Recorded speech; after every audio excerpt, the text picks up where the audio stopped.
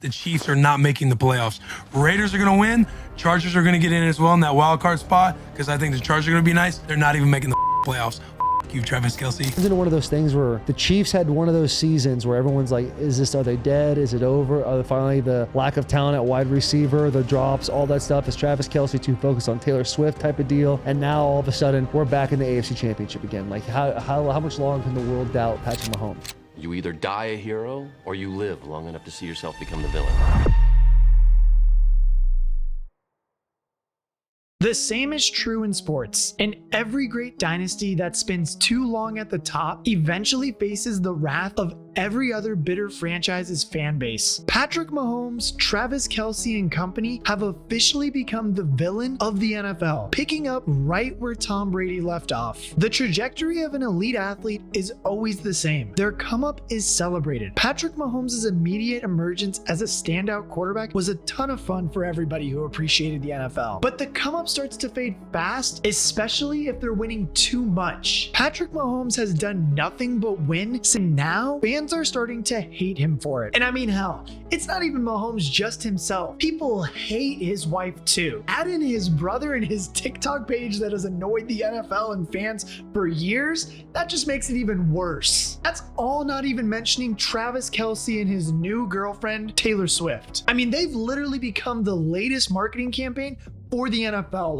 The NFL is just so happy that Taylor Swift and Travis Kelce are back in the Super Bowl. And needless to say, that's really pissed off a good amount of fans. But how did it come to this? What does it really take for the hero to become the villain? Winning is certainly a major part of it. Patrick Mahomes has now made it to 6 straight AFC Championship games since becoming the Chiefs starting quarterback and winning 4 of those to advance to the Super Bowl. He's got 2 rings and may have a 3rd one by the time you're watching this video. But some quarterbacks take a lick and just get on with the next play. Some have plays that go against them and simply blow their heads and leave the field. Patrick Mahomes has become notorious for complaining to the referees on just about every call that doesn't go exactly as he had hoped it would. I mean, it's actually insane. If a flag isn't thrown downfield and Mahomes believes that there should have been one, or even if the Whittle baby is touched just a tad bit late, the dude's going to let the refs know about it. I mean, it's an absolute bad habit, and sports fans are starting to take notice on it. He'll be all in the referee's personal space with that look of the spoiled child on his face, demanding answers as to why the flag wasn't thrown several times a game. He expects to get the call now, and when he doesn't, he's not happy about it. I mean, take the Buffalo game for example. Patrick Mahomes and the Chiefs had a touchdown ripped off the board on what would have been an all-time great play in which Travis Kelce lateraled the ball to Kadarius Toney for a score. It would have been the difference in the game, but was pulled back because Toney had lined up offsides. And when the game was over, Mahomes launched his helmet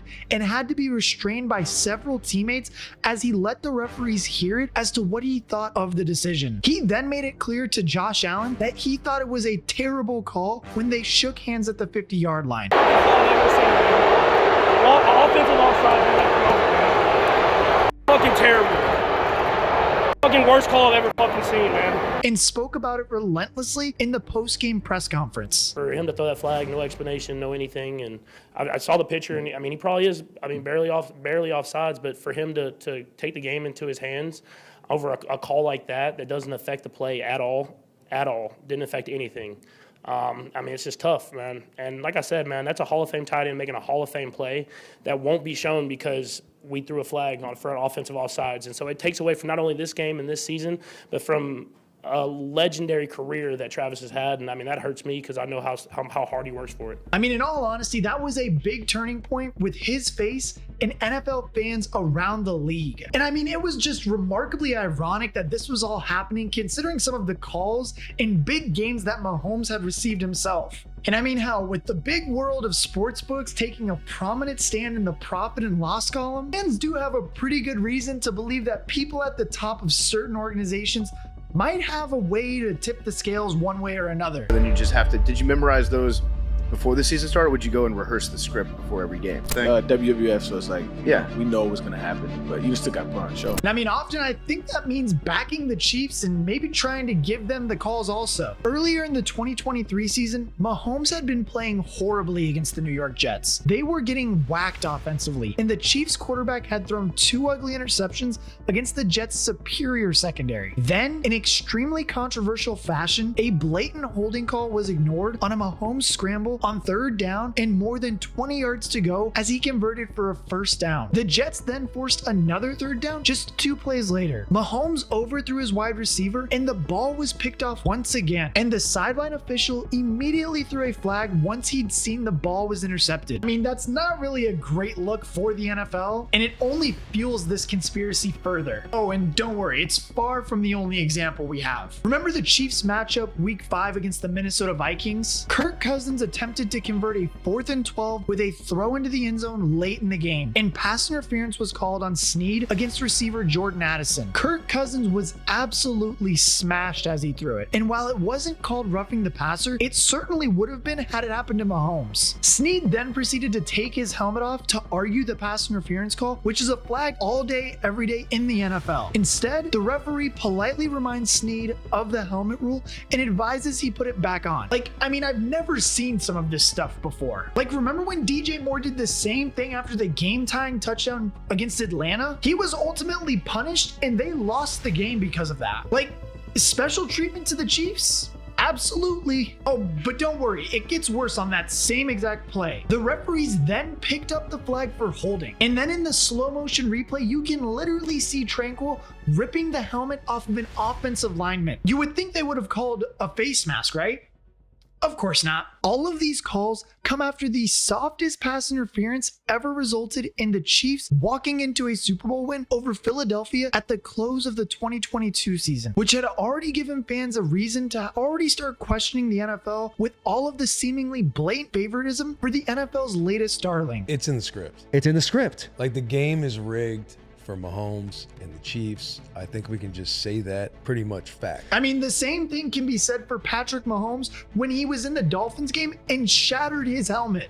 First of all, lowering your helmet to initiate contact is now a fine. Mahomes wasn't fined, nor was he penalized. In fact, the NFL helped him out. The NFL league rule states that whenever an equipment change is required, the player either needs to leave the field for a play or the team needs to call a timeout. Only problem was that the Chiefs were down on the goal line trying to score on the Dolphins in a playoff game. The result, simply ushering Mahomes off the field, letting him switch helmets, and then letting him back on the field. He didn't take a play off or they didn't call a timeout, nothing. This is just more evidence that the NFL is propping up their new favorite with a crazy number of favorable calls. I mean, what those fans didn't need was more Patrick Mahomes and Travis Kelce commercials and the introduction of the Swifties. Travis Kelce has really leaned into his persona in the last couple of seasons, especially with his Soaring podcast with his brother Jason. The Super Bowl they played against one another brought fans closer to their relationship, and igniting a podcast off the back of that media surge is certainly smart marketing. The New Heights podcast shot up the charts, and suddenly fans were completely wrapped up in the life of Jason Kelce and Travis Kelce. I mean, hell, then we just started seeing Travis absolutely everywhere. It wasn't just the podcast. I mean, it was literally commercial after commercial after commercial. Oh, and that doesn't include the rather controversial COVID vaccine one that Aaron Rodgers spoke out about.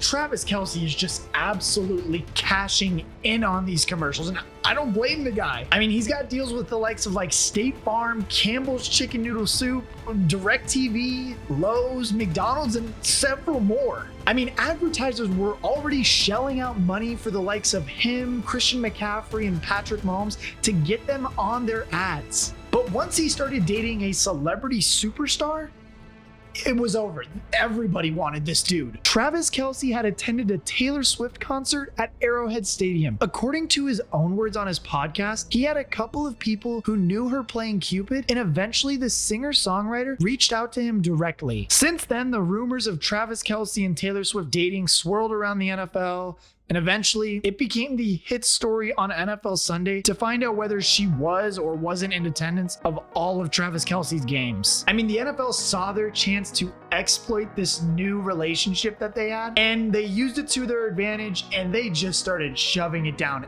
everybody's throat. I mean, with all due respect, the NFL's kind of embarrassing themselves with this whole Taylor Swift Travis Kelce thing, in my opinion. Like, I mean, they changed their header on Twitter to Taylor Swift, I think. They put like lyrics of hers in the bio. And then once they did figure out about them dating, and like an Instagram post, they put Chiefs are 2-0 since joining the Swifties or something. I mean, dude, it's just so bad. There was a whole lot of pandering to Taylor Swift's following, and a media circus followed that took the attention away from the actual game of football for a large portion of the season. I mean, for real, can you think of a more annoying marketing campaign that the NFL has put out in recent years? I can't. I mean, it's literally gotten to the point where the NFL and just TV broadcasts are talking about Taylor Swift during the games. And then they have the audacity to like show her in Travis Kelce's box celebrating a touchdown that Isaiah Pacheco scored. Like, that makes no sense. Like, all right, I get it if like Travis Kelce scores or something, but after every single Chiefs touchdown? Like, come on, man. Like, fans of opposing teams don't even need a further reason to hate the Chiefs. They've already decided that they can't stand his brother Jackson or his wife Brittany. And don't get me wrong, both have had their moments too, causing controversy around Patrick on multiple occasions. Jackson has been labeled the talentless brother of Patrick, which might seem a little unfair until you watch his TikToks. Like, the dude parades around NFL stadiums, often down on the field, filming his routines and uploading them to TikTok, which is often met by a barrage of hate from fans of the NFL. Yeah, frankly, the TikToks suck, if I'm being real. Like, I mean, the dances alone are just awful. And I mean, really, it's just the same 10 dances in different stadiums. Like, it's nothing crazy. I don't get the whole thing about this dude. But I think what really pushed it over the edge was when he did one of these TikTok dances on Sean Taylor's like remembrance for his whole thing. You know, you remember that?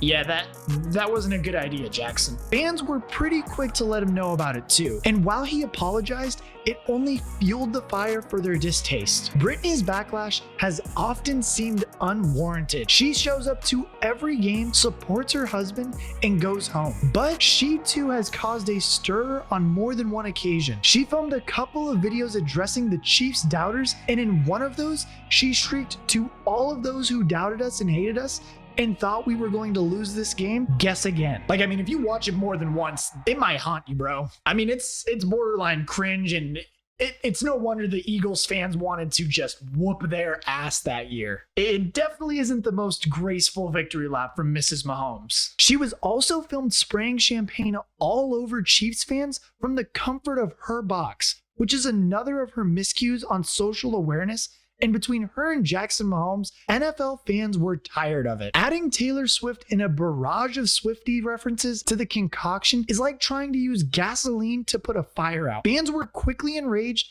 and the NFL just kept on trying to force feed their fans with it over and over again. But when you think about it, in what otherwise has been a disappointing NFL season all around, with injuries to star players and a lack of genuinely dominant teams, Taylor Swift might have saved it after all. And that really makes you wonder about the Chiefs' position in the Super Bowl. This is the worst the Chiefs have been in 6 years. A couple of months ago, they were at risk of being caught by the Denver Broncos while playing dreadful football offensively and making a mess of their title defense in 2023. And yet, here we are in a Chiefs down year with them in the Super Bowl. Feels a little off, right? The combination of Taylor Swift being the NFL's lead marketing campaign all year, plus the favorable calls for the Chiefs in crucial moments, and the soft treatment they get as a team from officials adds up perfectly. Perhaps the NFL needs Taylor Swift this year, and there's zero doubt that seeing her at the Super Bowl will bump the numbers up for the game significantly. Like, some people are even trying to get them to dump Usher, my boy Usher. They're trying to get him dumped so that way they can put Taylor Swift at the halftime show. Hell no. And if they do win the Super Bowl this year, that really begs the question: do Andy Reid and Travis Kelce come back for one more year to run it back for a three-peat, which has never been accomplished? Let me know down in the comments section below, and make sure we get to 10K subscribers. Like, subscribe.